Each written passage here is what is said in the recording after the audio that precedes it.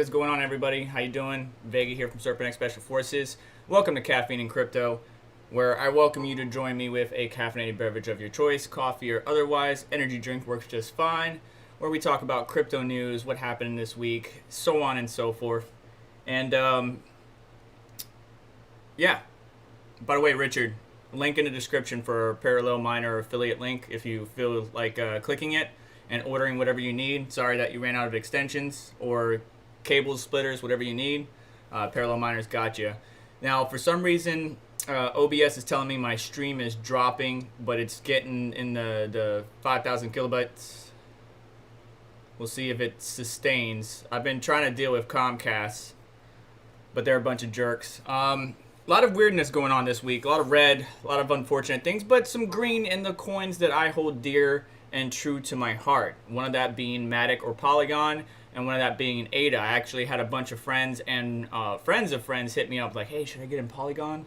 It's like, bro, like you're picking it up when it's pumping. Like, why does everybody want to hit you up when it's pumping? Like, you should be buying the dips, not buying it when it's at the top. Relax. But let me know if the stream drops down. It's supposed to stay at a certain rate. Let's get started with the show. So if you're new to the show or you're watching this in the future, my name is Vega. This is the SerpentX Special Forces channel.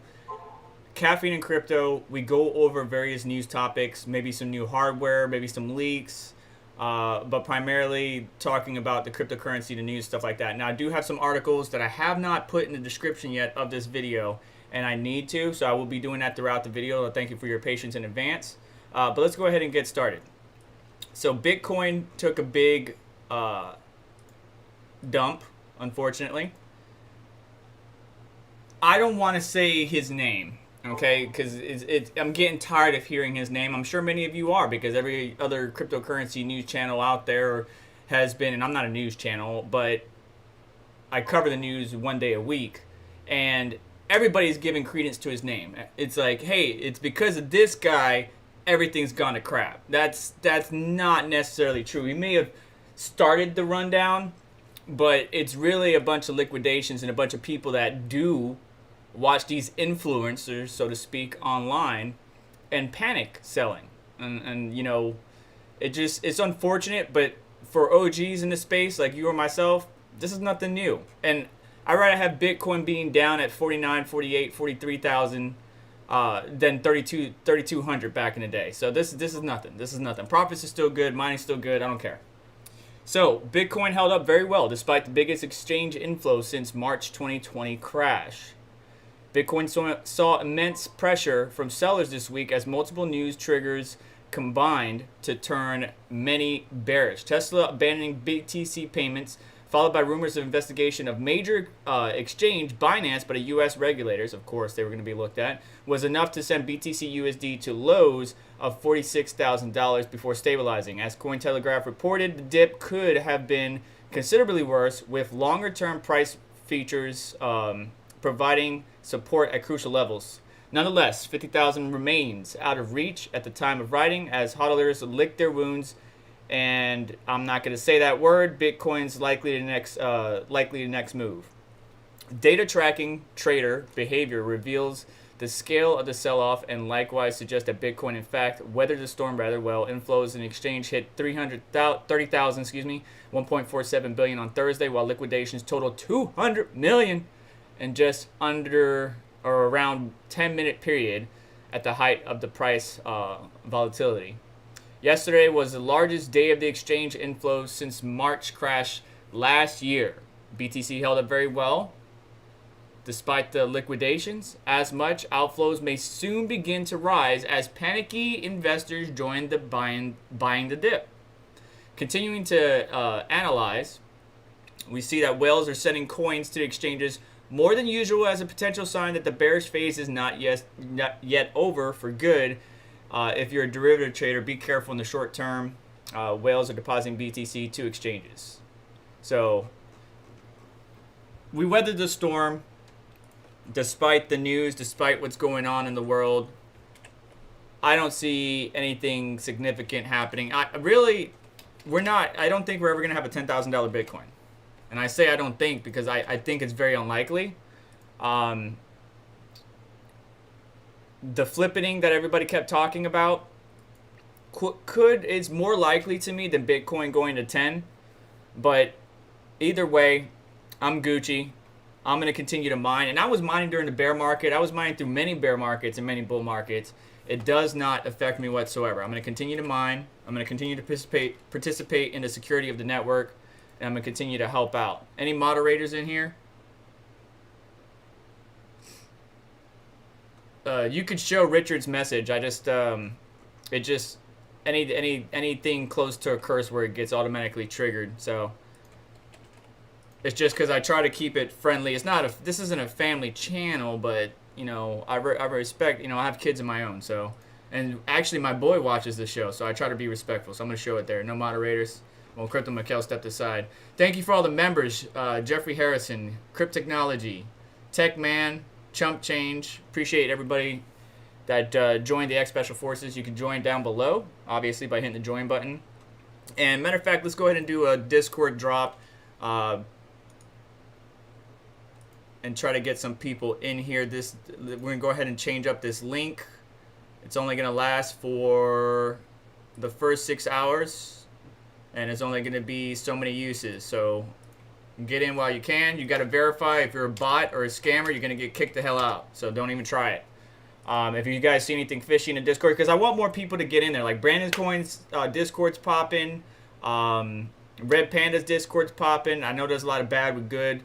But I want to get people in there talking and communicating with each other. It's not as lively as everybody else because I put it behind a paywall. But I did that because the bots were getting crazy. So anyways, moving on.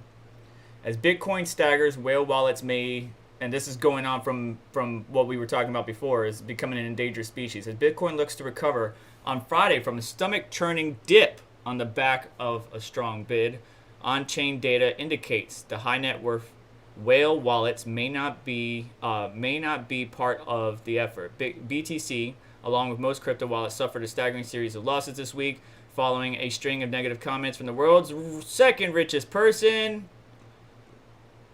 the not Iron Man.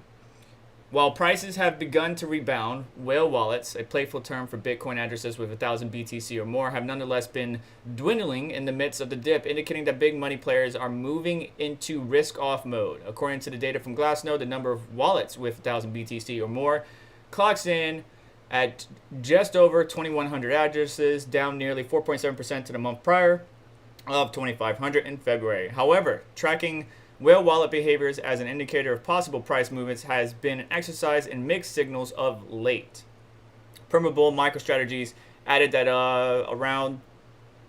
another 271 BTC to incorporate into its treasury. So they bought some more, raising the total number of BTC to 21,850, a stockpile worth about 4.7 billion in today's prices. However, exchange inflows often a sign that whales and other investors who sell in BTC hit 30,000 coins this last week, though experts say the price managed to withstand the pressure very well. Whales and sellers have continued the offload BTC despite failing to make profit on their trades. This could indicate that sell side pressure may lead to breakdown for the price of Bitcoin. Now, some of these articles are old and some of these articles are recent, so take note of that.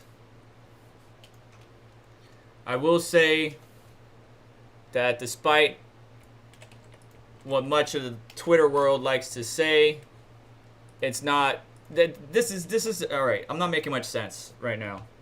Okay, I said this many times in my videos.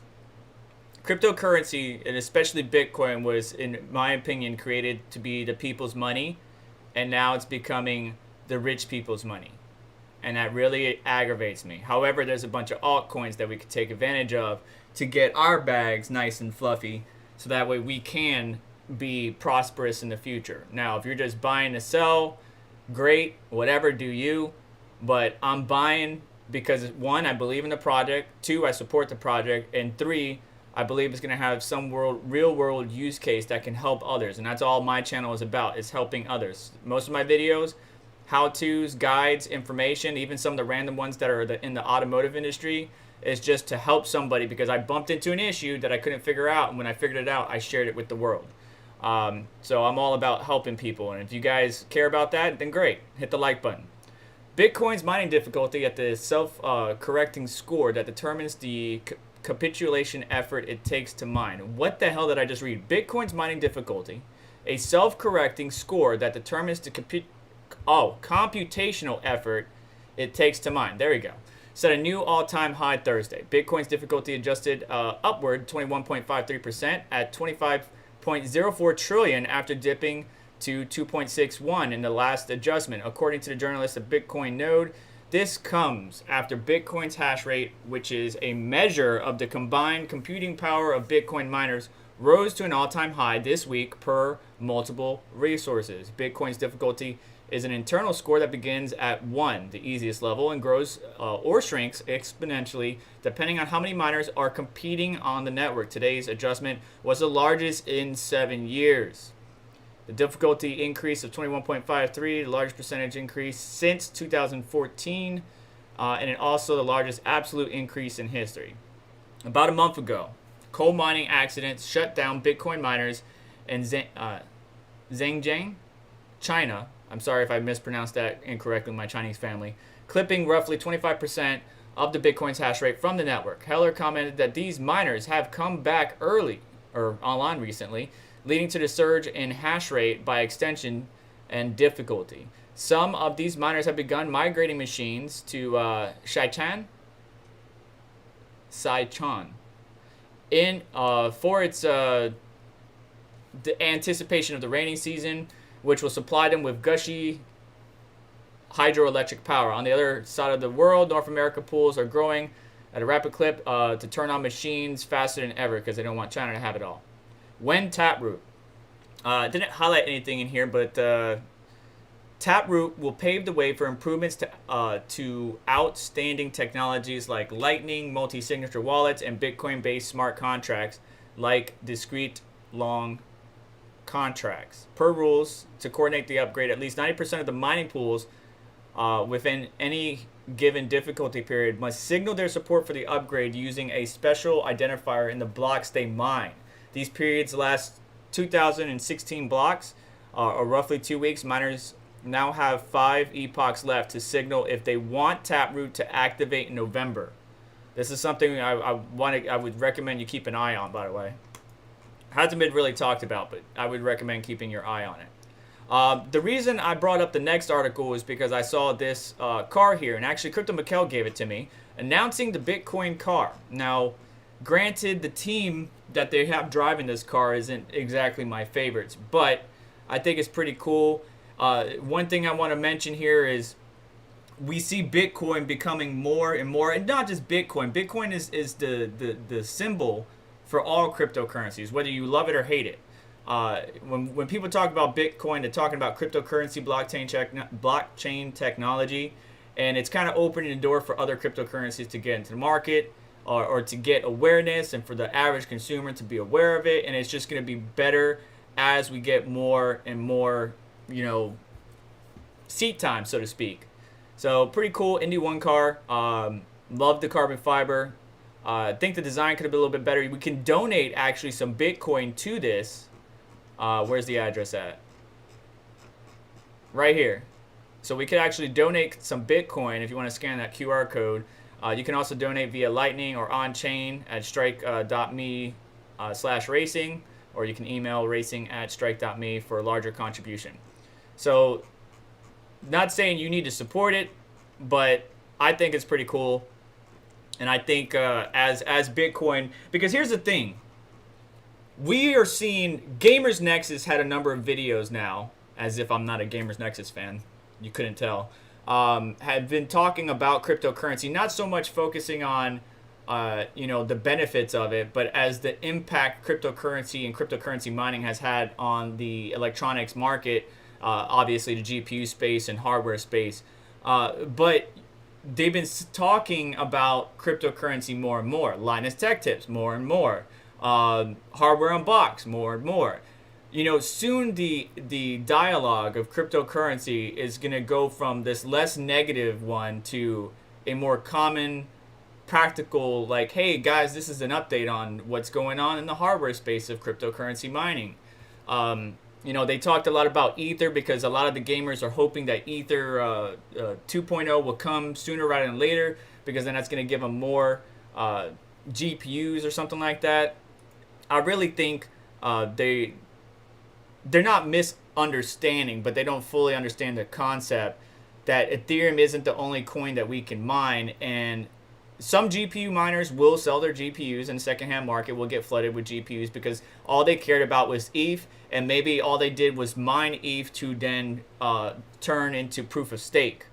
But I still think many of us are going to just point our rigs somewhere else, to another pool, to another algo, to another coin, whatever it may be. At least I'm keeping mine. But I'm not a big miner, right? Like, I don't have this warehouse full of rigs that we see here.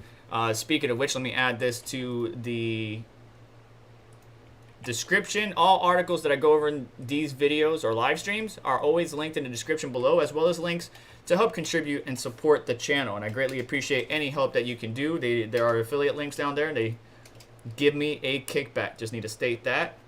All right, Richard Todd asked a question. What about other SHA-256 coins? I've been mining Digibyte that has less difficulty. What about it? I mean, cool.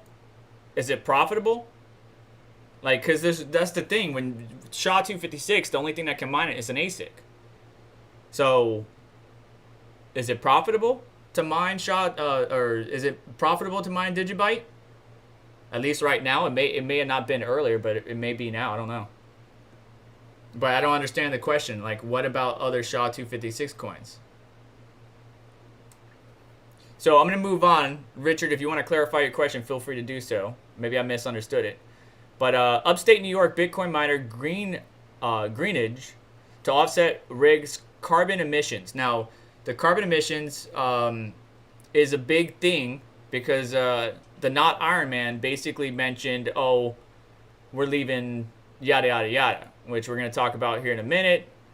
And, you know, not accepting Bitcoin because yada, yada, yada, whatever. I don't want to hear it. So we got a place up in New York who uses natural gas to operate its upstate New York plant to counteract emissions the rigs produce with a carbon offset credit purchase starting in June 1st. The power station operator said it will invest in a portfolio of greenhouse gas reduction projects to offset 100% of its miners' carbon footprint. It also plans to invest some of its mining profits in renewable energy projects in New York, according to a statement on Friday. The miner owns its own 40 megawatt natural gas plant, the energy source prompting the carbon credit purchase. Here's something funny to me. All the 1% rich people, instead of, they probably do have green items, right? Like they drive an electric car, they probably have a solar roof or whatever. But because of all the carbon emissions they make, to offset it, they buy stuff. I don't know how that works. Like Bill Gates, I forgot what he did. But you buy like green items or a plant or something to offset your carbon footprint. Why don't you just, like, I want a solar roof for my house. I just don't have the money. I would like to have the solar roof for my house, but I would need a lot of solar panels that are very efficient. I would need at least 3 batteries, and it's going to cost me a pretty big penny. So we'll have to see how things go. But anyways, this plant in New York, which is planning to go public through a merger with Special Purpose Acquisition Company, or a SPAC, came under the fire last month for its plans to expand its upstate New York Bitcoin mining facility. Environmentalists objected to the power station burning natural gas to mine Bitcoin, as well as to its cooling system alleged impact the local lake. Okay? If you want to read more about this, feel free to check it out in the description below. But this is one of the many reasons why our boy Wonder here, I'm just gonna say his name. Elon freaking Musk. Swear to God, man. He sneezes and everybody trembles. But before we get into that, let's talk about NiceHash. I'm sorry.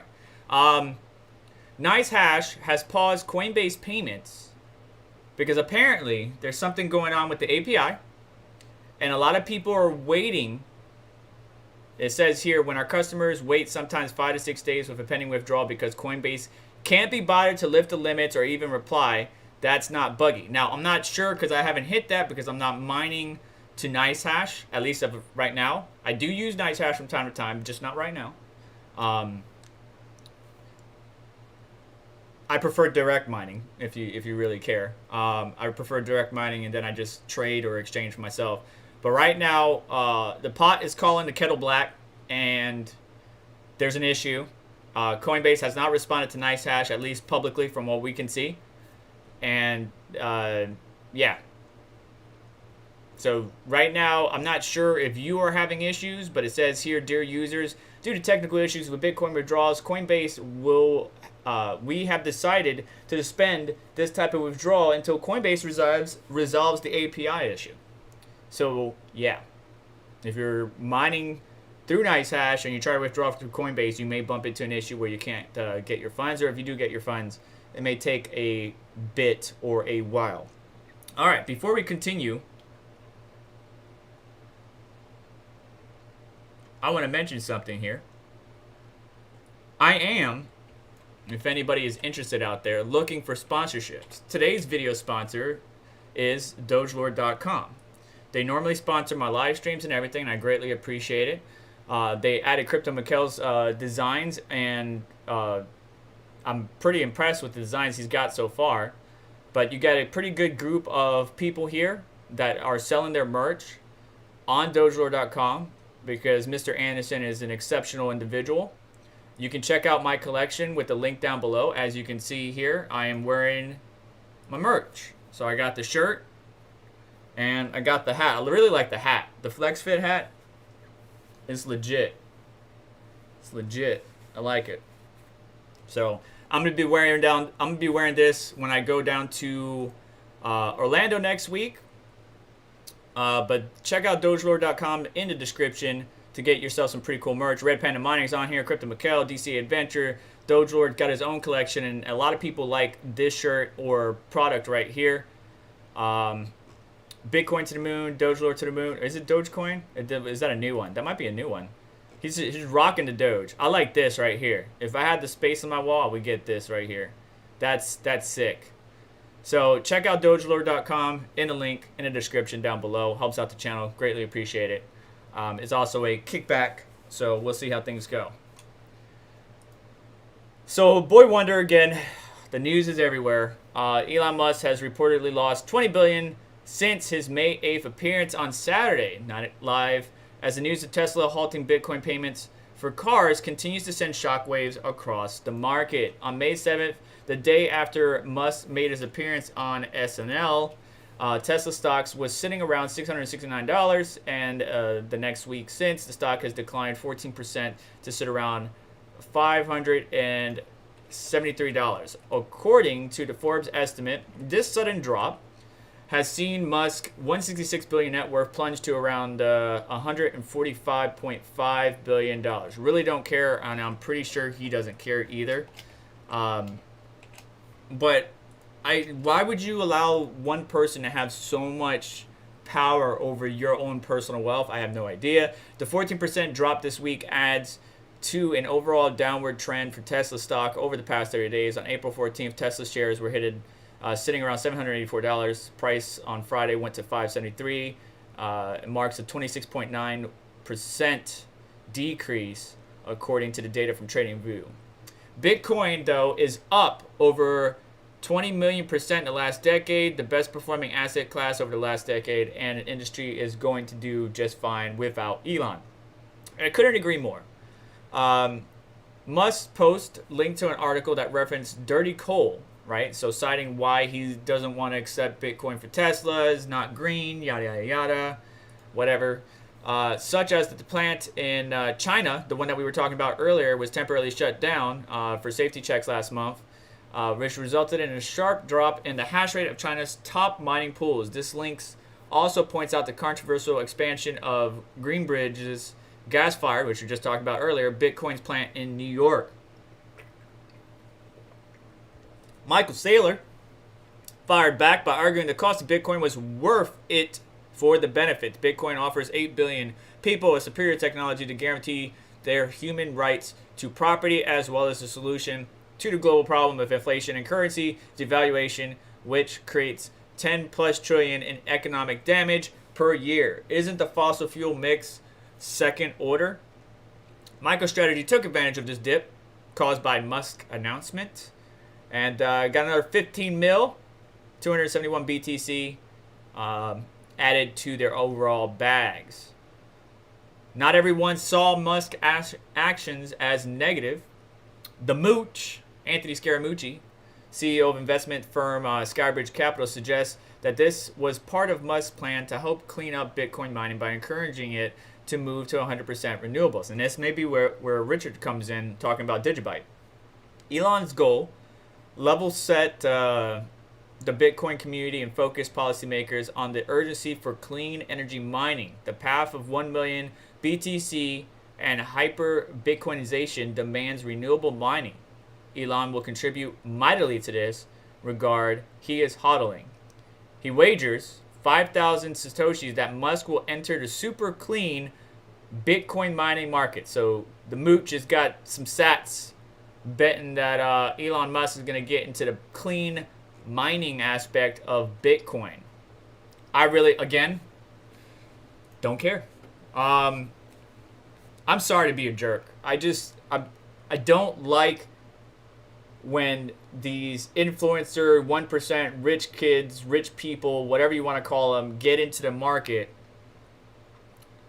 Take this cryptocurrency that many of the average Joe can utilize to gain financial wealth and turn it into their pedestal or their game. There's something that they can manipulate, right? Every time the tweet went out, we saw the price pump. Every time a negative tweet came in, price dump.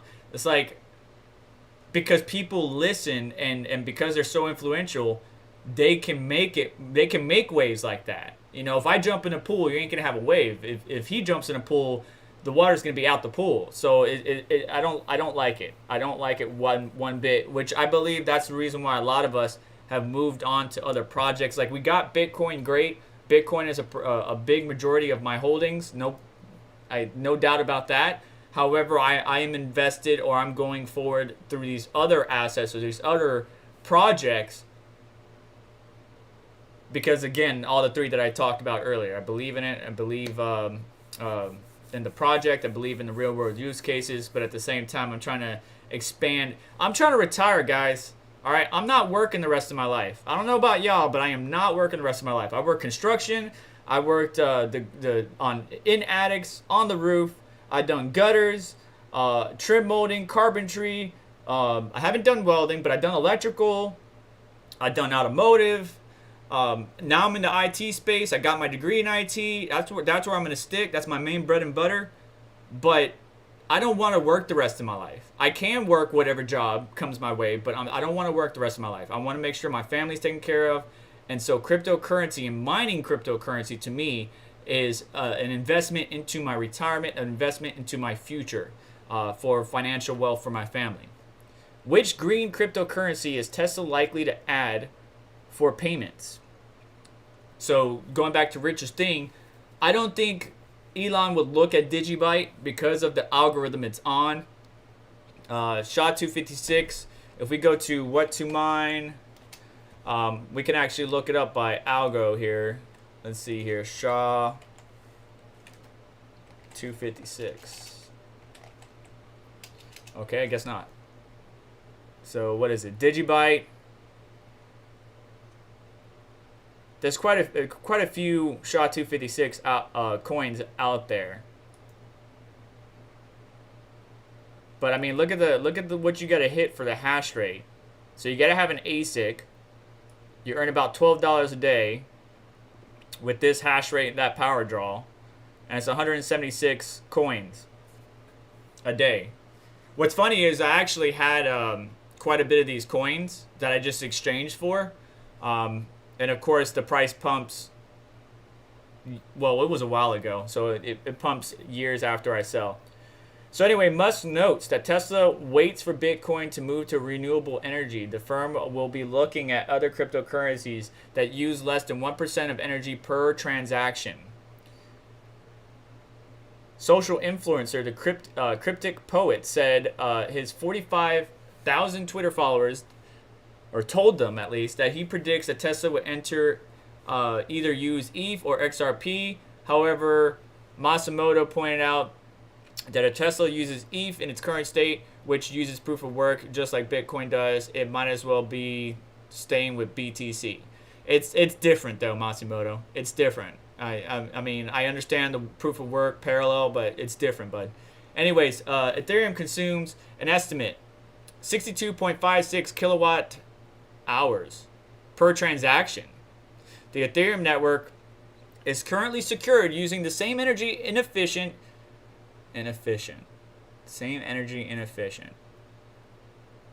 consensus method as Bitcoin's proof of work, or POW. Digiconomist estimates the Ethereum network's annual carbon footprint is comparable to that of the country of Sudan. However, these issues are set to be resolved with the network's forthcoming transition to ETH 2.0, which will introduce proof of stake, or POS. According to Nimbus, POS consensus is estimated to be 99% more efficient than proof of work. Well, duh. You're not mining it. You're not using the ASICs, are the one that takes up the most power. Stop using all those ASICs.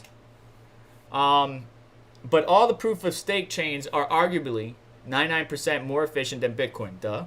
So Tesla could pretty much choose any of them, from Solana to Cardano and everything in between. Now, I have heard whispers, and this is just whispers and rumors, that the most likely one would be Cardano because of the project, proof of stake, yada, yada, yada. But is that why the price is pumping? Because people believe that Elon would look at that?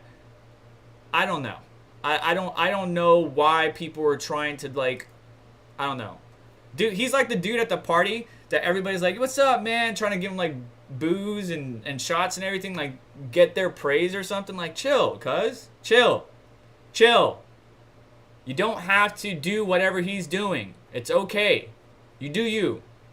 So other choices are Ripple.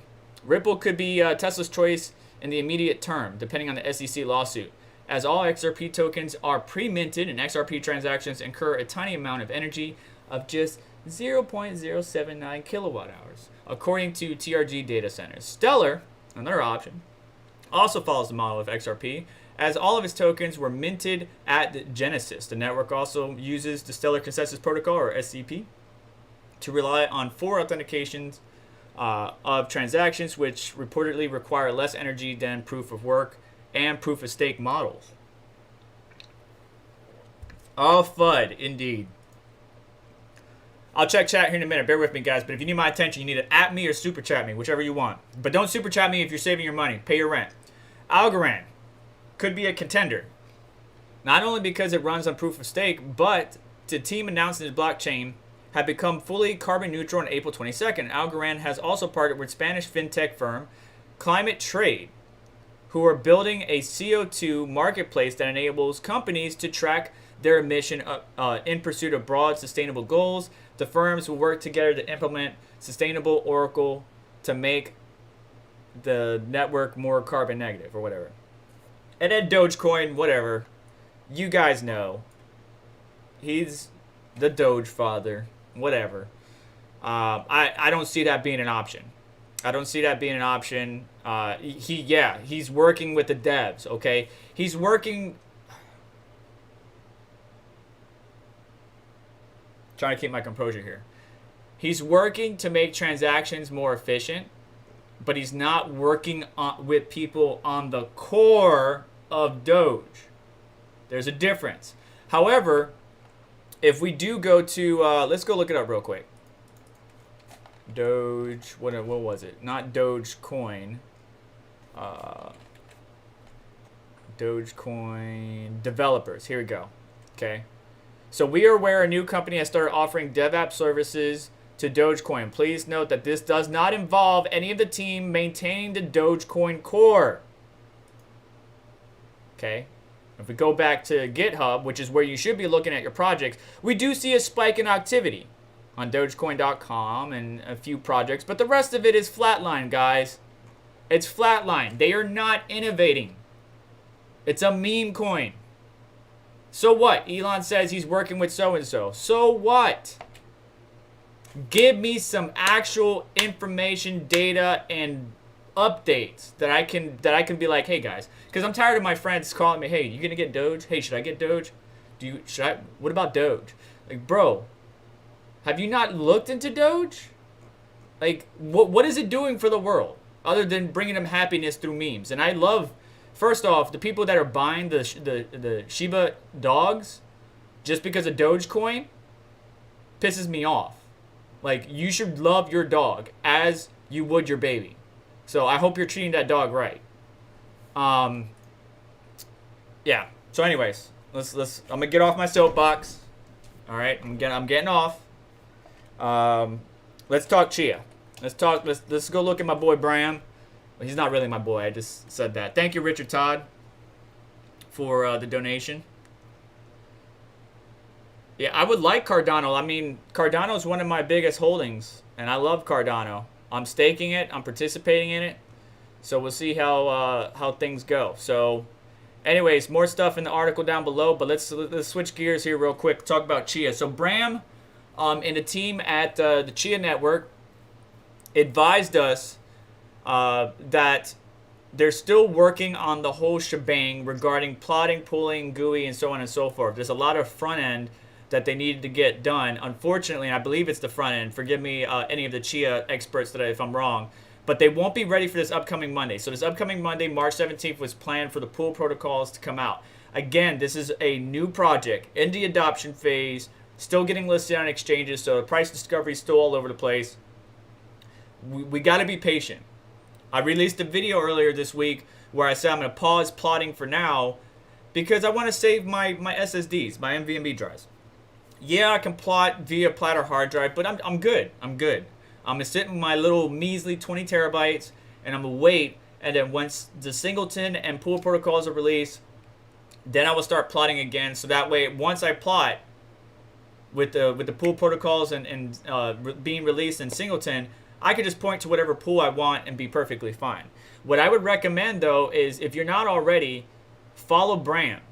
Follow Bram, follow the Chia project at Chia_project. Follow Bram at, Bram Cohen. Reason I got into the project is not because of the hype, but because of Bram himself. Bram and the team he has. Like, that's some good people. That's some good people. So, regardless of what people want, we got to go with what the project offers. And what I mean by that is we have to be patient. Pool protocols are on the way. He says the end of the month, but it may take a little bit longer than that. It may be like the beginning of next month. So hang tight. If you want to keep plotting, go ahead. As for me, I'm going to hang tight. I may do a couple plots here and there, but solo mining right now with the exponential growth of Chia is absolutely nuts. Absolutely nuts. The overall network is over 4 exabytes. And so no matter how many times I plot, what's happening is I'm always staying stuck at this 2 months spacing. So I would get a block every 2 months. And that really depends also on the luck and if you're online. If uptime is super important for all miners, whether you're GPU mining or Chia farming. If you're not up when you could have got your because of your luck, you could have got the block, you're going to lose out on an opportunity. So you really want to make sure you have good uptime, good network connectivity, stuff like that. I bumped into some issues where I will talk about in an upcoming video. You see how this wallet's out of sync? The good thing is I have another system that is synced, and both of them see each other's plots. So they're all linked in there. So I always have one up at one time. But what happened if my power goes out? What happened if I lose internet because of Comcast? Those are all variables the average consumer is going to deal with. And us competing with people who have servers or a data center that they're farming with terabytes upon hundreds of terabytes and more, it's gonna be really hard. That's where the pools are gonna come in handy. I know Brandon Coin has pulled some people together. If I jump on a pool, I'll let you know. So stay tuned for that. I've been talking to Brandon. I hit up Caleb, but he hasn't got back to me. From Coin Breakthrough, he's got his own pool that him and his team are working on. So we'll just have to wait and see. But moving on, let's see what question we have here. Can you explain why H-Pool can mine without replotting, but US regular Chia miners have to replot to join a pool? So I think it's because the way the pool is set up. So H-Pool is not an official pool, but you're giving them your private keys to your wallet, and I would never recommend that, and Bram never recommends that, because when you give somebody your private keys, they technically have control of that wallet. Also, what I saw is UU Pool, from my understanding, is actually taking a lot off the top of the rewards. So you're mining to them, but they get to dictate how much you actually get. And so some people are like, damn, they're stealing from me. It's like, no, bro, you gave them your private keys. You gave them full reign. So what I would say with that is H-Pool and UU Pool were up and running. Like a lot of the Asia market was in Chia farming well before the US was. Well before the US was. So matter of fact, let's go check it out real quick. And you'll see a lot of pools. If you go to miningpoolstats.stream and type in Chia, look at those pools. There's so many. They're not ready, but there's so many. Let's see here. Is this one up and running? Nope. Start mining, newsletter. Okay, so it's just a bunch of signups right now. We can see that H-Pool has 94% of the network's hash rate. Good golly, Miss Molly. That is not decentralized whatsoever. Can I not load it? Because I'm not in China? Am I being blocked? Am I being blocked? Because I'm not in China? That's messed up, bro. It's a way. There's a way around it. Yeah, there's a way around it. I won't worry about it right now.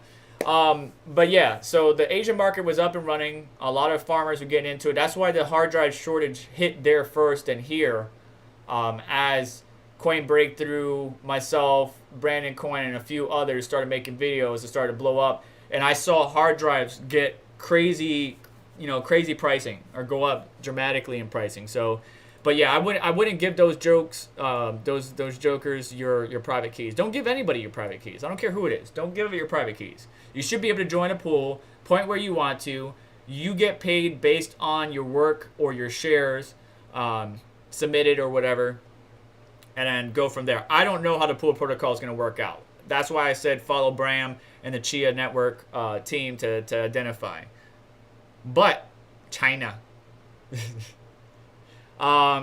Moving on. Brave integrates crypto.com blockchain domains. I do have a crypto.com address, but don't send anything to it yet.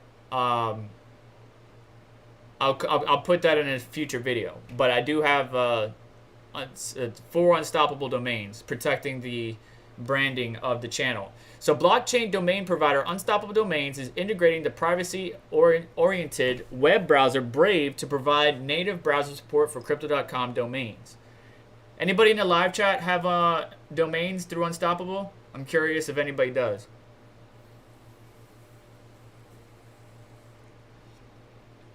Unstoppable Domains builds domain names on blockchains, meaning that each domain name is a non-fungible token or NFT stored inside the user's cryptocurrency wallet instead of within a traditional centralized registrar like GoDaddy.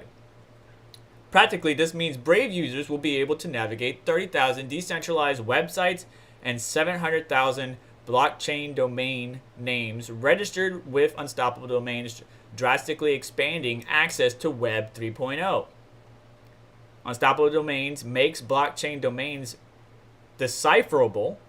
Blockchain domains are essentially suites of smart contracts, software written on a public blockchain. They can work as a naming register for crypto wallets, for example, or they can point to content hosted on the blockchain. And My boy Savage Mind goes over that using IPFS. Brave has previously integrated a crypto wallet where you can send money, and Brave has also integrated a decentralized storage network, IPFS, or Interplanetary File System.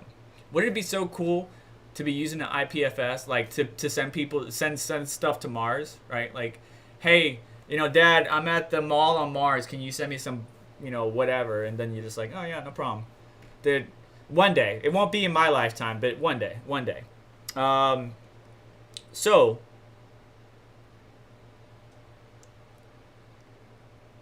Cam acknowledged that both of those technologies are extremely powerful, but he also just suggested it's easy to remember domains, make it easier to use. Yeah, that's why people always try to get the 3-letter, 4-letter, and 5-letter domains. They're called top-level domains, or TLDs. And you'll see sometimes if somebody loses a top-level domain, they'll get auctioned on some of the auction domain registrars for a lot of money. Because if you have a 2, a 3, or a 4 or a 5-letter domain, you're probably sitting on some money. The problem is find the right company to buy it. We've had a lot of people in the Asia market reaching out to U.S. companies that are registrars trying to purchase the domain.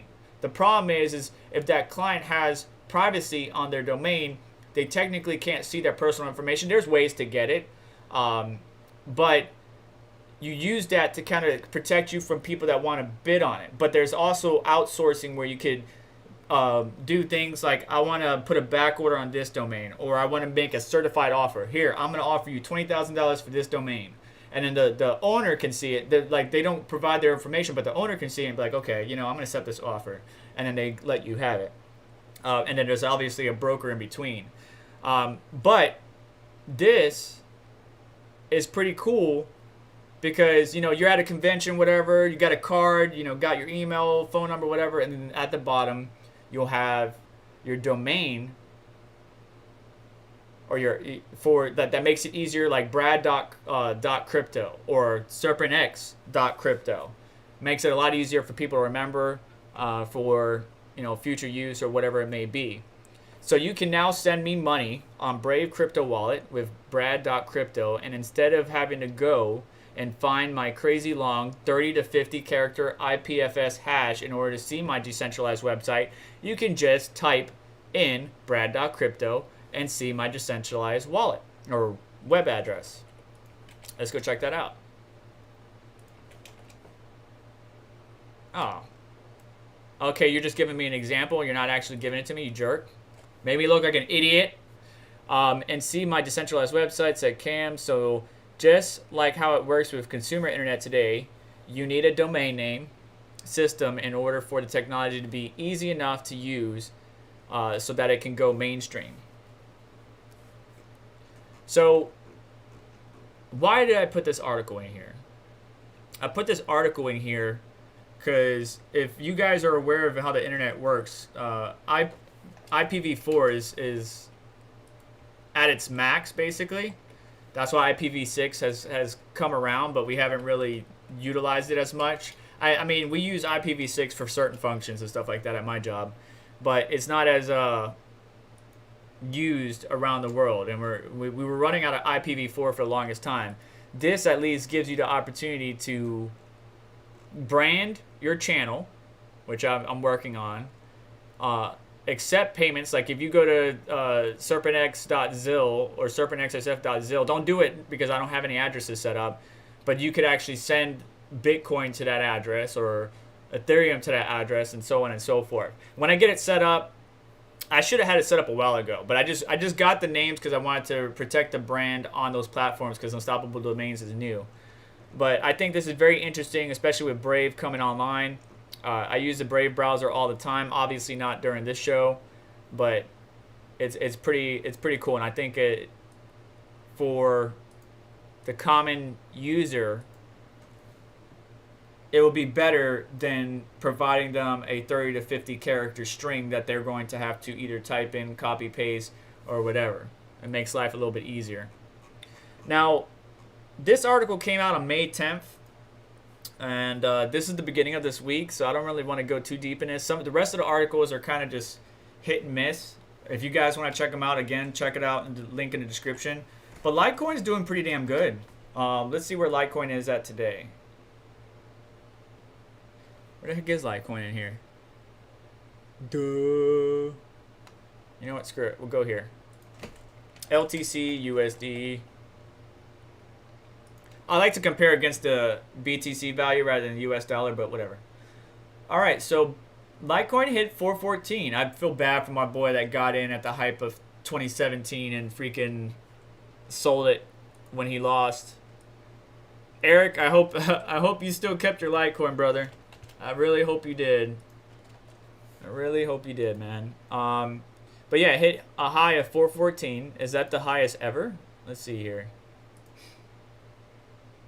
Ooh, look at that U or that W.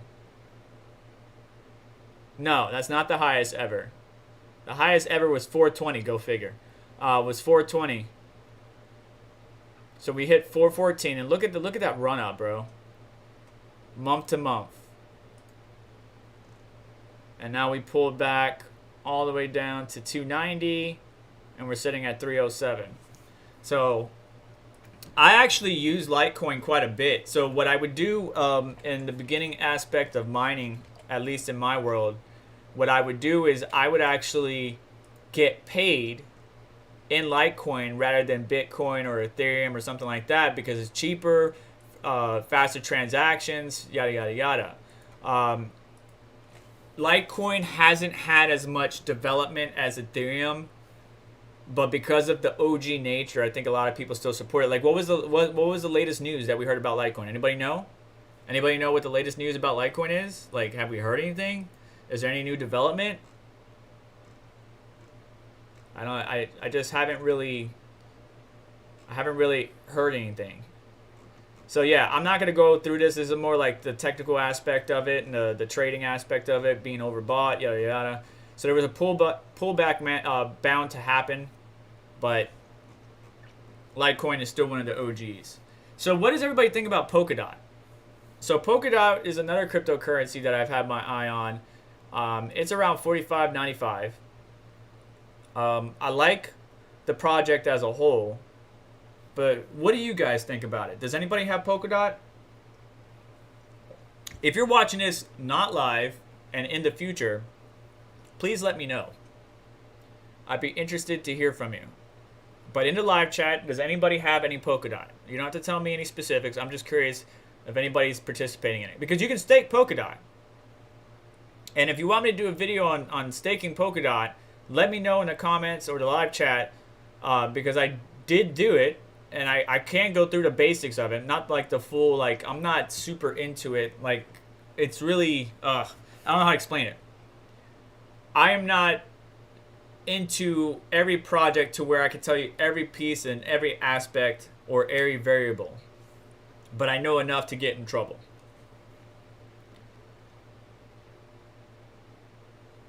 But Polkadot is one of my holdings, my assets that I like a lot. So we set a new all-time high of 49.7 something. We're right now around 46. So I think Polkadot's going to be something good in the future. I really do think it's going to be something good in the future. We'll have to wait and see. You know, we've got a lot of competitors to Ethereum, but there's only going to be one Bitcoin. There's only going to be one Ethereum, and all the other coins are scrambling to or fighting each other to become that number 3, that top dog, top cryptocurrency that's going to put its stake in the world. BNB is making a good run for it. Obviously, we don't know what's going to happen with the U.S. regulations or what the U.S. is going to try to do. I just don't want the regulators to stifle innovation. If they stifle or get in the way of innovation, it's just going to be bad. So right now you got Cardano trying to make a run on BNB. BNB is sitting around 89 mil or 89 bill. Wait, hundreds, thousands, mil, yeah, bill. So around 90 billion almost. And then Cardano's about 20 billion behind. So it's trying to make a run on it, but I don't see anything flipping anybody just yet. Dogecoin has fell down to 50, but it was a lot lower than that. Did you guys pick up around 39 cents, 38 cents?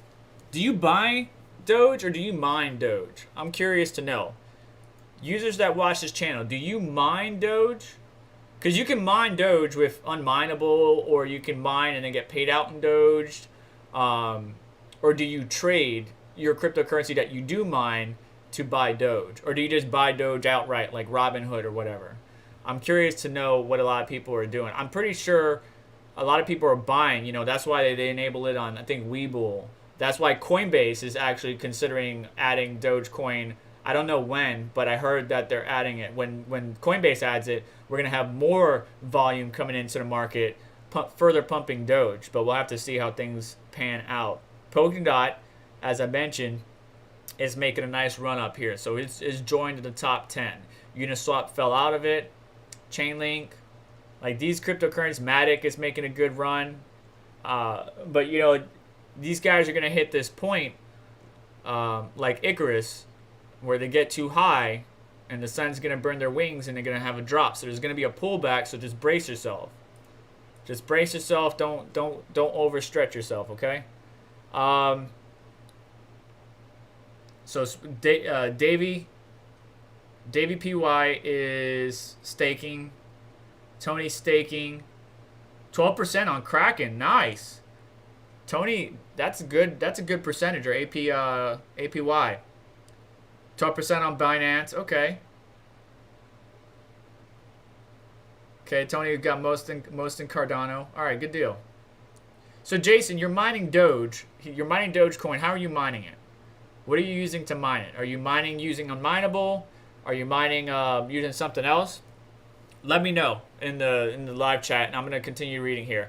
So Polkadot news here. Decentralized crypto derivatives exchange D-Trade announced 6.4 million seed round of funding Thursday as it prepares to go live on Polkadot later this year. D-Trade will be the first derivatives decentralized exchange on Polkadot's multi-chain network, according to those running the project, at 50 million valuation. According to the co-founder, I'm not going to say his name, D-Trade secured lead backing from Three Arrows Capital and D-Finance Capital, with investments from Polychain, Parify Capital, and other crypto venture firms. Run by Decentralized Autonomous Organization, or DAO, D-Trade will aim to capture a slice of the heavily centralized multi-billion-dollar market for crypto derivatives.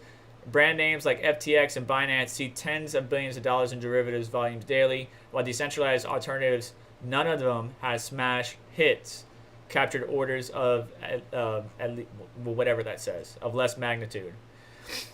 Ultimately, the thesis is that the decentralized platform are better at distributing value to the end users. So there is a simply a better value proposition for traders. Said holders of the protocol's DET governance token can decide where to allocate the revenue generated by the exchange instead of flowing it to the management or holding company behind the exchange. So yeah, more and more platforms are getting built on Polkadot, and then we have D-Trade having an announcement here where it would be the first derivatives decentralized exchange on Polkadot's multi-chain network. So that's going to be a booster to the DOT's pricing in general. I'm looking forward to it. We'll see how things go. There's some other channels out there, by the way. Don't look at me for like the DOT or any of these cryptocurrencies expertise. I'm just a guy on the internet that just researches what I can. Sometimes I may be inaccurate. I get constructive criticism. I get taught. I get educated, and then I reevaluate, and then I provide. It's every day I try to learn something new. Every day I'm wanting to learn something new. So ransomware attacks are growing more profitable, says Chain Analysis. I'm here in Florida. Okay, if you haven't heard in the news, Florida was, what was it? Colonial Pipeline. All right, so I'm here in Jacksonville, Florida. You guys should know where that is. Luckily,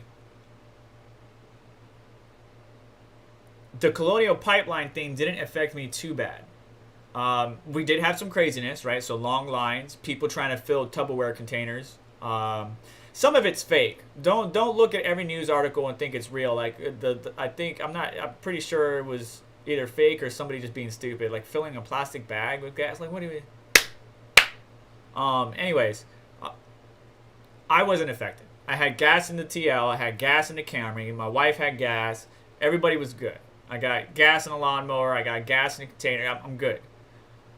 However, people impacted because of the Colonial thing were getting gas from Jacksonville. So what I'm expecting here, because I do leave. So next Saturday, by the way, I may not be doing a live stream. May not.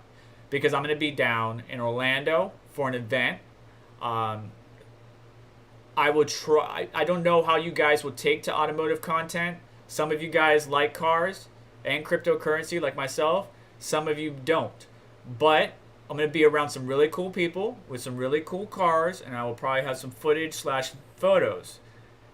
I may put the video on this channel. I may, because I don't have a secondary channel that I can put it on. I don't want to spend a lot of time and invest time in growing another channel. But because of that, I'm worried that this Colonial thing and everybody stockpiling gas, that I won't have gas to get down the west coast of Florida or the east coast of Florida. Here's the pipeline. Here's the map of how the pipeline goes. So everybody was saying it was the Panhandle that was hit the hardest. And again, I'm on the east coast of Florida, so they were getting fuel from us. I should be good. I don't see. I'm not panicking like everybody else, because I already got gas. I should be good to get down there. But we'll see how things go. But the point is that this Colonial Pipeline was attacked by ransomware, and ransomware attacks are growing, and they're growing more profitable. They are actually linked to at least 81 million in crypto flow in this year, the blockchain analytics firm said in a new report. Ransomware attackers are growing more dangerous, more sophisticated, and sharply more profitable in extracting crypto from their victims, according to the on-chain data reviewed by Chainalysis.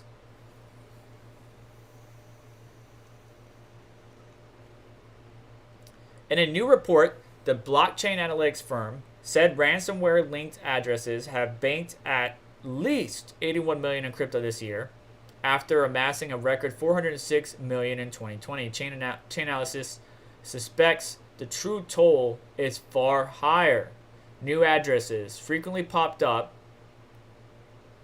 and victim corporations often keep their ransomware run-ins under wraps. So Colonial Pipeline wasn't all like, hey guys, we got ransomware, we got to shut down. Hey, government, we need help. No, they were trying to keep it on the low. But eventually, it came out, and then people started panicking. Just like last week, Colonial Pipeline suffered a debilitating ransomware attack that forced it to freeze critical oil and gas artery for the U.S. Eastern Seaboard. Colonial ultimately paid the group, which was using dark-side ransomware, $5 million in crypto to unlock its networks. From my understanding, and it's not like I know these people or anything, the attack, because most hackers have morals. Not all hackers. Most hackers have morals. They have a code, a line that they will not cross. You know, screw the government, but love the children. Down with the 1%. You know, power to the people. There's this line of people that they will attack, and then people that they will protect or not harm in any form or fashion. This group, from my understanding, did not attack the infrastructure that made the oil do what it did, or allowed the crude to go where it needs to, but the corporation side of things. So not the infrastructure, but just the corporate offices and stuff like that. But because of that, they lock down everything, obviously, because if you get hit with a ransomware and it spreads to your network, there's all your devices. So not saying that what they did was right. I'm just saying that what they did was they drew a line and were like, we will go this far and no further because of XYZ reason. And because of that, there's this divide. There's probably a divide in the group, depending on the implications and what's going to happen. Because I think actually the FBI and other people are looking into tracking because they can see the wallets, okay? They can see the wallets, tracking where those funds go. But I used to be part of some gray hat stuff. And I really fall on one side of the fence or the other, depending on what's the target, what's going on, and what's the moral code behind it. What's the main purpose or reasoning behind it. So let's see here. So chain analysis said a prevalence of ransomware as a service (RAS) is contributing to a blistering spread of corporate cyber attacks. Under RAS, ransomware developers essentially license out their software strands and share it in their affiliate profits. DarkSide generated the vast majority of the RAS revenue through Q1. Ransomware payouts are steadily growing. Victims paid an average of $54,000 in Q1 compared to $46,000 in Q4 of 2020 and just $12,000 average in Q4 2019. There tends to be at least one 10 million ransom paid a quarter, but groups are demanding as much as 50 million.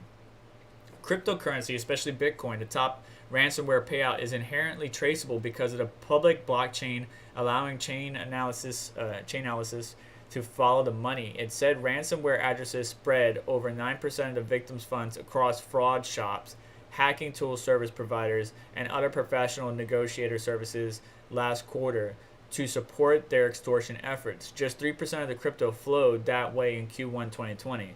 But the vast majority of last quarter's ransomware payouts, over 75%, ended up in crypto exchanges.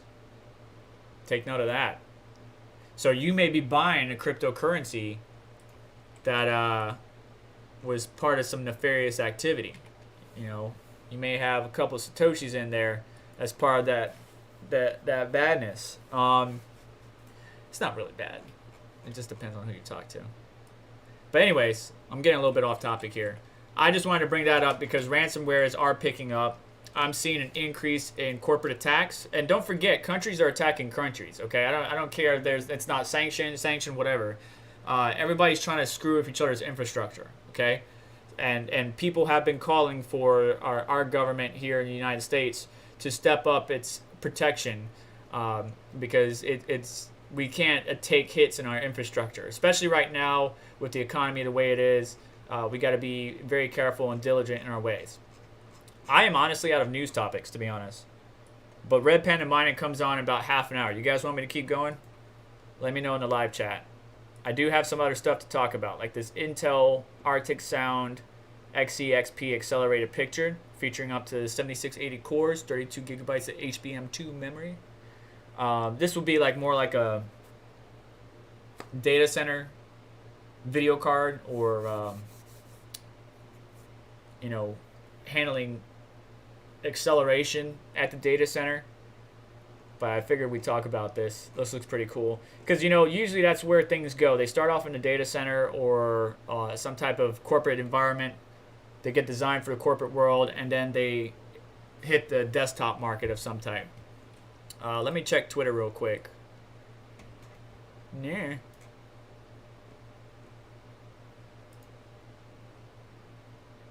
What's Red Panda up to? Red Panda. May 14th. Did anybody get in the Shiba Inu? That cryptocurrency? What is that cryptocurrency at? Another freaking meme coin.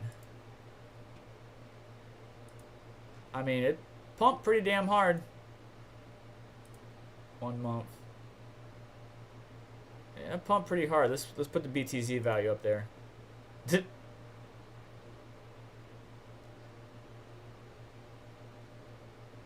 Okay. Yeah. Anyways, what is the whole point of view? Decentralized meme tokens that grew into a vibrant ecosystem.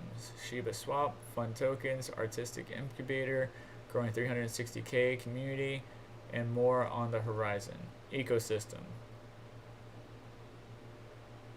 SHIB is an experiment, decentralized spontaneous community building. SHIB token is our first token and allows users to hold billions or even trillions of them. Nicknamed Doge Killer, this ERC20 only token can remain well under a penny and still outpace Dogecoin in a small amount of time, relatively speaking. Popular worldwide and already up thousands of percent, SHIB token is the first cryptocurrency token to be listed and incentivized on SHIB Swap, our decentralized exchange. They locked 50% on Uniswap. The rating 50% was burned by Vitalik. And we were the first project following this path, so everyone has to buy on open market, ensuring a fair and complete distribution where devs don't own team tokens they can dump on the community. Alrighty.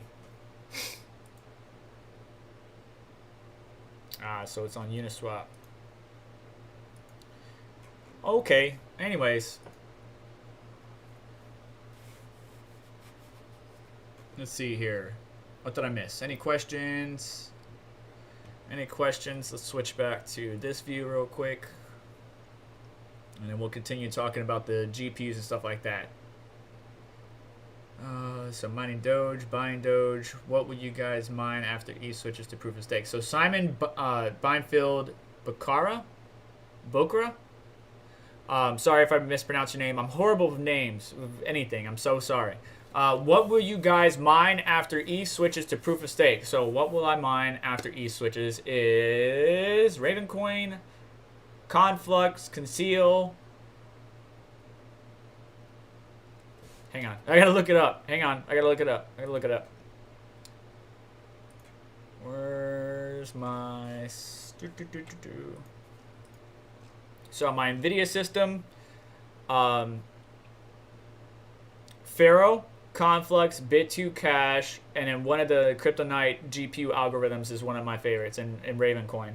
Those would be my top 5. Now, Ethereum Classic may take some thunder, boys. If ETH 2.0 comes into thing, I think Ethereum Classic, if it continues on its run, may take some thunder. I believe Nemesis was able to test his ASIC miner and actually see that his ASIC that was developed for ETH hash can actually mine ETC hash. I'm not sure the difference there. I could be wrong. I think Crypto Mikkel or Nefarious told me that Nemesis was able to show that, what is it, an E3?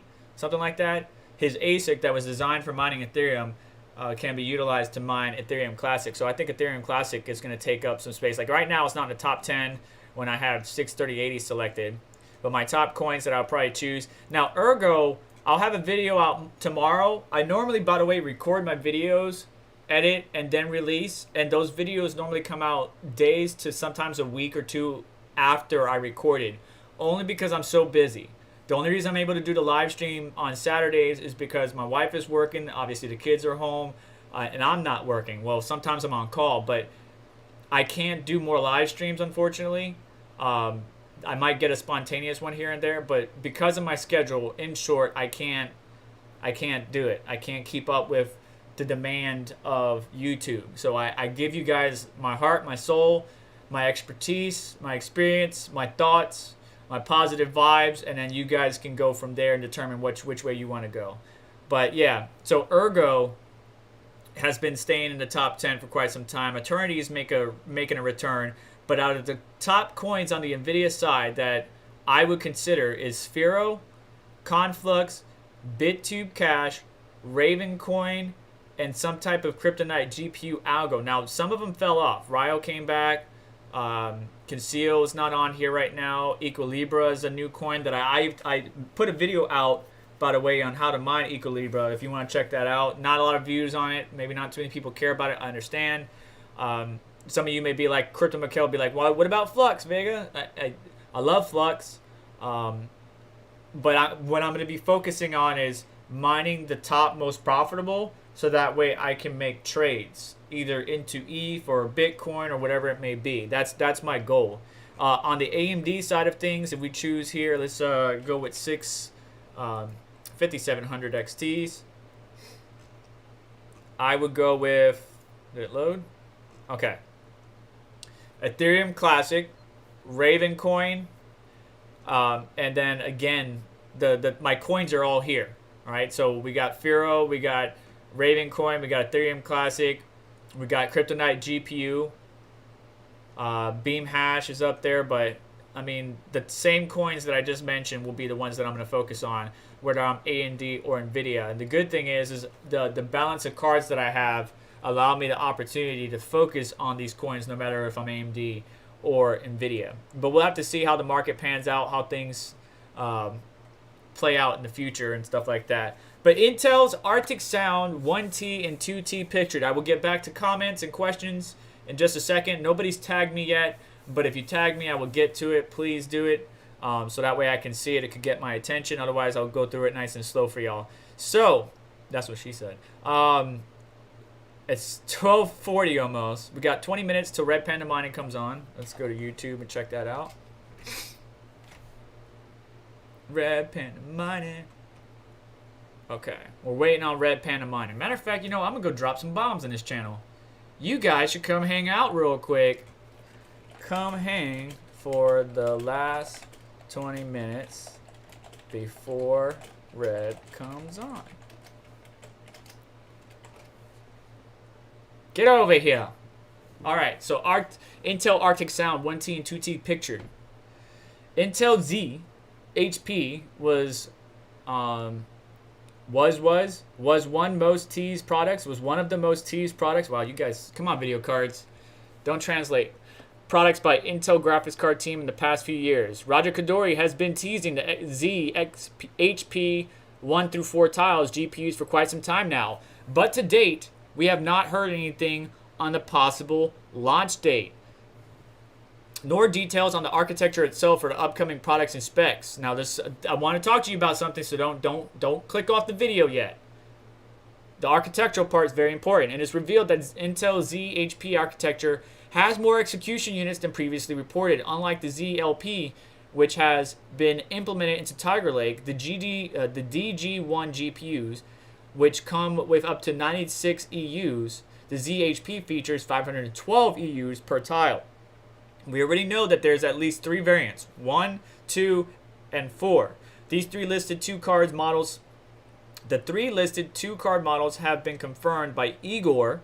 So Igor's Lab, same guy that provides us the more power tool, or team. The 1T refers to 1 tile configuration of 512, but this model has some sort of graphics silicon disabled.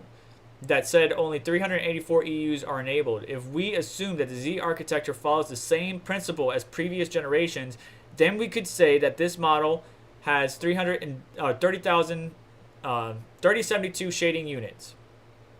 This card also equipped with 16 gigabytes of HBM2E memory. That's a very important factor. Does that mean more energy efficient? What? And the model has a rated TDP of 150 watts, which is lower than previously 225. So that E is a little bit more energy efficient HBM2. And we can see that it comes with the PCIe Gen 4 in mind. Now, you can see this card down here. This is, again, made for data centers. That's why we have this bracket here and everything. But I'd be super interested to what trickles down the desktop side of things. The Arctic Sound 1T, 2T, 4T. And we can see that the execution units, 384, 2 times 480 or 960, and then 2 times 16, so 32 gigabytes of HBM2. Maybe the 4 tile will come with 64 gigabytes of HBM2E and 480, 960, maybe double the execution units. Now here's the important thing that I said don't click off yet, and you guys did anyways. You 3 people left me.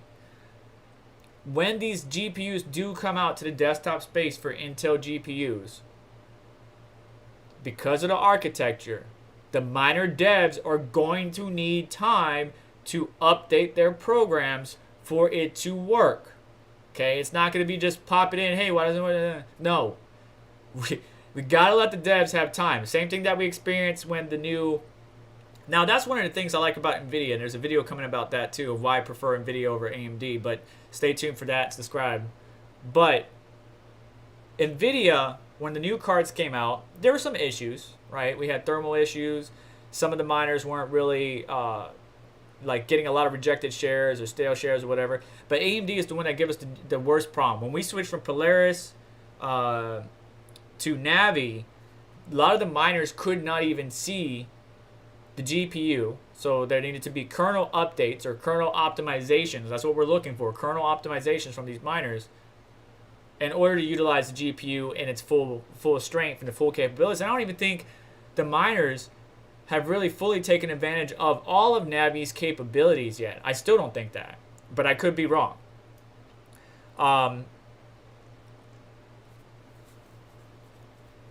But when Intel comes out, just be patient as the miners come out with some new stuff, okay?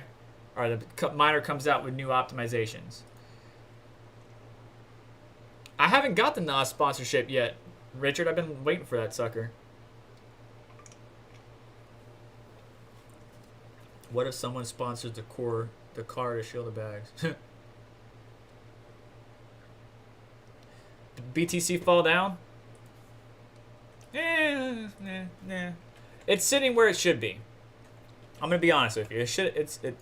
I almost said the other word, shit, ing, where it should be. Ooh. All right, so we got the bounce off the 46. Yeah, 46. The bottom of the 46. And then we're bouncing off of that 52 or the high 51s. We're good. This is fine. It's fine. It's fine.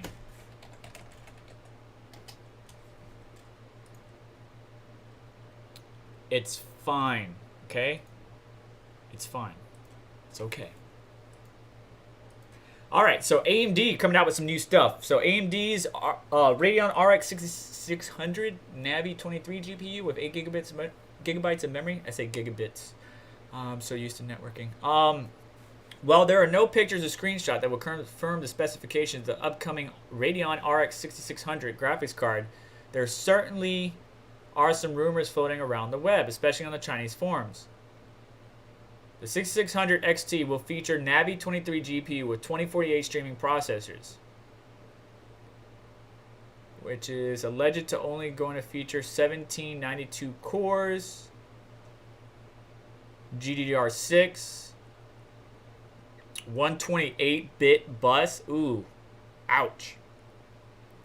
That's how they handicap the miners right there. So I had people hit me up on my videos on the RTX 3060 video saying that he did everything that he was supposed to and he's only getting 27 mega hash. Again, the newer LHR, light hash rate series, is out and floating around, so you don't know which GPU you're going to get. You know, you could get a light hash rate series 1 or you could get an older gen 1. Unfortunately, there's no way to tell until you put it in and start hashing. And then I'm sorry, it just sucks. So good luck to everybody trying to get out there. But the AMD's lockdown of the memory bus with 128 on this card is what's going to handicap us, just like they did with the 6700 XT. Yeah, you could make it a little bit more efficient by using the more power tool and dropping the core clock some more. And that's about it. I would like to see the more power tool allow us to expand the limits of the memory instead of locking down the core, because every time we extend the memory limits, because we see the card can do above 2150. As far as what I see, the 6800 can do above it, but once I go bypass it in the more power tool, it doesn't work. Matter of fact, let's go look at something real quick. I like to keep an eye on this to see if there's a new update.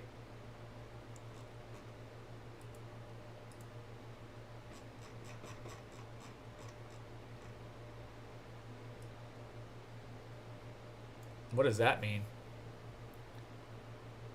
Navi 21 XTXH support ultimate. Download. I don't know what it means, but I'm going to install it, play around with it. We'll see how things go. So I'm installing, yeah, so I'm upgrading from 133 to 134. We'll see how things go. But, yeah, so unfortunately, we're right now in this time where the manufacturers like NVIDIA and AMD are just going to keep bottlenecking us because, they don't want miners to have all the GPUs, but it's not really miners they need to be concerned about. They need to get their websites in order and stop the scalpers, stop the bots. Like AMD said they implemented this and that and this and that, but your website's going down because the bots are hitting it so hard and so fast using various services to ping, or various IPs to ping, right? When you have a bot, you don't do it from your IP. You rent various IPs that you then, you know, have your bot try from boom, boom, boom, boom, boom, and they can set times and everything. And that's why when you and I go to the AMD website and about to check out, it locks up. Website down, 403, 503 error, whatever. So if they fix their websites and are able to mitigate it, like the Newegg thing is cool. The problem is I don't want to buy a motherboard for every GPU.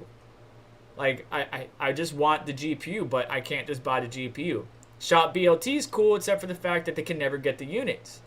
So they need to find a better system, in my personal opinion, to allow us to buy these GPUs. And it's going to hurt my channel, unfortunately, because a lot of the subscribers on my channel have subscribed because I am able, through luck only, to get a GPU that's new, put it in my system, go through my suite of benchmarks. I do a live stream where I show the kilowatt meter and everything, go through all the various miners and you know, tuning, and I present the data to you.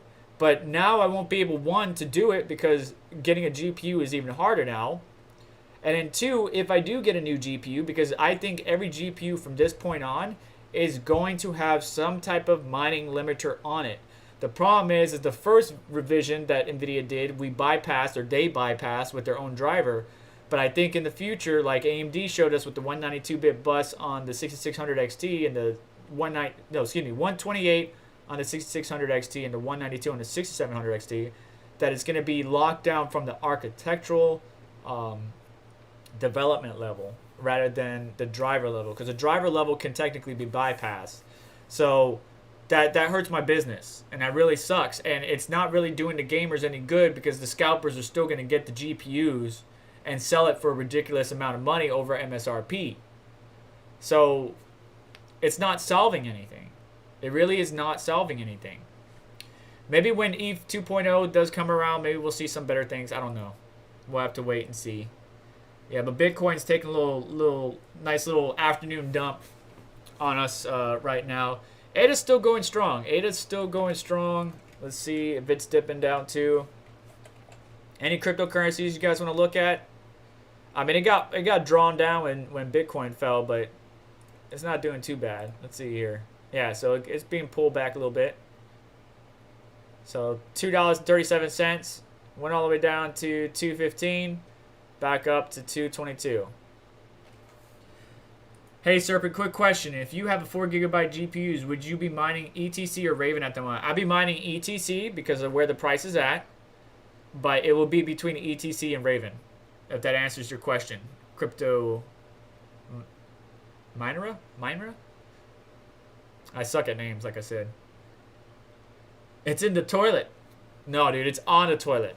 Bitcoin's on the toilet right now. He's just sitting on it. Just bombs away. We need cryptocurrency.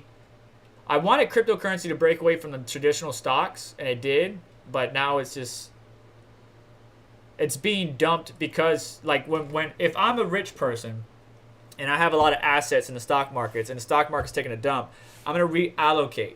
I'm gonna take some from the crypto, probably put it in stocks, my high conviction stocks, and so on and so forth. Maybe crypto's going down and stocks are doing well. I'll reallocate. And some of the 1%, the rich people don't even do anything. They have people to manage it for them. We don't have people to manage it. We're just out there trying to make good and win some crypto. So I didn't talk about Yearn Finance, but Yearn Finance actually hit $70,000 earlier this week, and I really don't pay attention to Yearn Finance, but I know a lot of people do. I'm not gonna talk about it. Sorry, that article gets taken away. How to wipe your hard drive. So with the Chia, I wouldn't call it a pandemic because that's not the right term. Chia hype, Chia exuberance. What's the correct word? With everybody trying to get into Chia, hard drive prices have gone up exponentially, and unfortunately, Supermicro and other retailers don't have the capability or supply to sell us hard drives. One, the entire Asian market just killed it. Two, Chia is saying they're working with these manufacturers to try to make sure there's no shock to the system, but as you can see, it's out of stock everywhere.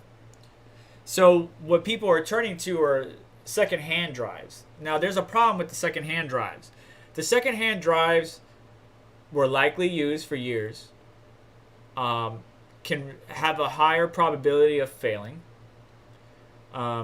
You trying to sell your hard drives, you need to make sure you wipe it, because you don't want to give all your nudes and personal pictures away to somebody, because even if you did wipe it, if you're not wiping it correctly or wiping it securely, because I used to use when I was in the military, we used software to wipe the drives, and you got to make sure it's the military software that's used. It takes a while, but it has so many writes and reads and really scrambles up the drive. You could always just drill a hole through it, but then you're not making any money. So people are selling their drives. You need to make sure you're going to wipe your data and wipe it securely.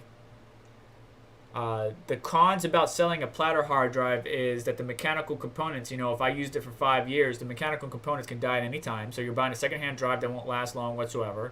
And the problem with the SSDs is total terabytes written, which, again, I'm going to have a video about this. Subscribe and stay up to date on the channel. But the total terabytes written, that varies from drive to drive, depending on QLC, TLC, MLC, NAND, and capacity. The biggest indicator of how many writes you can write to, how many writes that drive can use, the higher the capacity, the more writes you can do, typically. Obviously, again, it depends on the other variables I just mentioned. But buying a SSD secondhand, what I would personally do if I were you is I would literally, if I were buying off a Facebook Marketplace, I would bring my laptop. I would have an enclosure or some type of drive, external drive connector. I would get the drive, and then I would actually come over here. I would, connect it to my laptop, open up hardware info, and I would come over here. And in hardware info, you can actually see this drive had this many host writes. It has 99% life left. This drive has 88% life left, and it has over 107 terabytes written versus the 11 terabytes written on the Crucial. The Samsung 850 EVO, which is right here, has 91% life left, and it has about 90 terabytes written. So that data on an SSD, especially if you're buying secondhand, will help you determine, okay, this is a good drive. Because I have people who've had drives for years, and they do last a long time.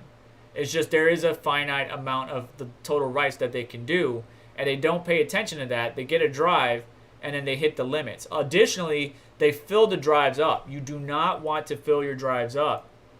Right now, if we look at my C drive or my F drive, it's full, but it's a platter hard drive. Platter hard drives you can fill up. I wouldn't like to keep it this way. It has all the plots that I can fit on there. But SSDs, you do not want to do this because you need space because it's got to reallocate and rearrange things. So make sure it's a drive that the person didn't leave full all the time while using. Make sure it's securely wiped. Make sure it's got a decent amount of life in it. But I wouldn't recommend buying secondhand drives. It's just right now, like if you go to Facebook Marketplace, there's a lot of drives that are available, 5, 4 terabytes, 2 terabytes for cheap. It's just you're risking the mechanical drives failing on you in less than a few years, and you're risking on the SSD drives for it to be already dead or close to dead anyways. There's various programs that you can use to wipe your drive. Not going to share the one I use, unfortunately, with you. If you want me to, you just need to talk to me. This is actually not a bad program. This right here, that's not a bad program. I actually used this before. This is a pretty good one. So I wasn't going to share, but whatever. There's so many passes that you can do, and you can actually do a pretty good secure wipe on these. So the DoD 5220 standard is pretty good. That will get all the data gone. It would take a while, but that would get all the data gone. And just make sure that you're protecting yourself. If you had any personal family photos, nudes, or otherwise on these drives that you're trying to sell to make some money, you need to securely wipe it. Do not assume that all the data is gone just because you went to disk management or right click, quick format, No, it doesn't work that way. So make sure you securely wipe your drives before you do anything, okay? Red Band, I'll give my news to anybody. Hey, thank you, Richard. Didn't you donate earlier? Guys, show... No, he ain't gonna... These guys don't love me as much as you do, Richard. I appreciate it. No, but if you need to save your money, it's all good. I understand why. That's a crazy-ass wood frame. 1, 2, 3... So that's 6, 7, 8, 9, 10, 11, 12, 13. 13? 6, 7, 8, 9, 10, 11, 12, 13. Yeah, 13. Red, you doing another giveaway? To be able to purchase Asus TUF 6700 at MSRP. Hey, there you go, guys. Red Panda's going to do a RX 6700 XT. I gave mine away to Mikkel. Crypto Mikkel has my XFX 6700 XT. And you'll see why in an upcoming video. So stay tuned for that. But yeah, that's pretty much it for me today, guys. Richard, I thank you for sharing the love and showing the love. It's okay if nobody gives me super chats. It's all right. I just want to hang out with you guys, chat, provide information, data, content, and then you guys can take it from there. Do what you want with it. Hopefully the crypto market will see a better week next week. This week was pretty draining. And we'll see how things are, see how things go. Don't forget to check out some of the links down below that do help support the channel if you can afford it. Obviously, take care of your family, your rent, and everything that's very important, near and dear to your heart. I care more about you being okay and you being, financially sound than supporting a channel that you can't. So I appreciate it nonetheless. Red Panel Mining is about to come on here in a minute. Let's see here. Next comment about why no Europe will be banned. Next comment about why. Wow. Next Canada. Wow.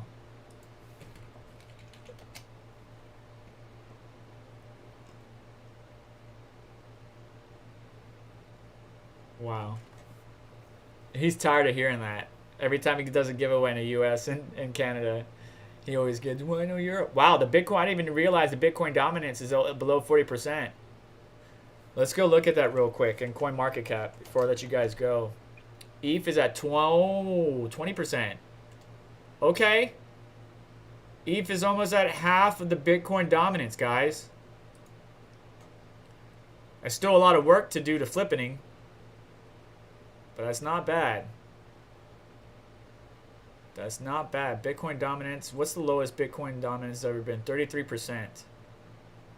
So we're still way off from the lowest it's ever been, but that was That was the closest it's ever been, but it was others superseding or almost hitting the same level as Bitcoin. Over provisioning. There you go. Panda would dox himself with Vader tattoos. Apparently, oh come on. Well, the miners could donate via CoinTree down below if they really wanted to, but it's all good, man. It's all good. I just the biggest thing you guys could do for me is hit the like button, subscribe to the channel, hit the bell notification, and just comment, because the channel doesn't get enough likes in order to get more people to watch it. Nobody shares it. A few people retweet it, but that's about it. I don't get enough likes, in my professional opinion. Well, not my professional opinion, but for what I would like to have. So anyways, guys, let's head on over to Red. You guys head on over to Red Panda Mining. He's doing a giveaway for the 6700 XT. Follow the rules. Follow what's going on. And I'll catch you guys in the next video. Thank you so much for stopping by. Take care of yourselves. You should write 18 plus years. What do you mean? Alright, I'm out of here. You guys take care of yourselves. Head on over to Red Panda Mining. And don't forget that Discord link that I gave you earlier. If you want to check it out, hop on in. Yeah, I got my Matic and I got my ADA set up. I'm good to go, baby. I am good to go.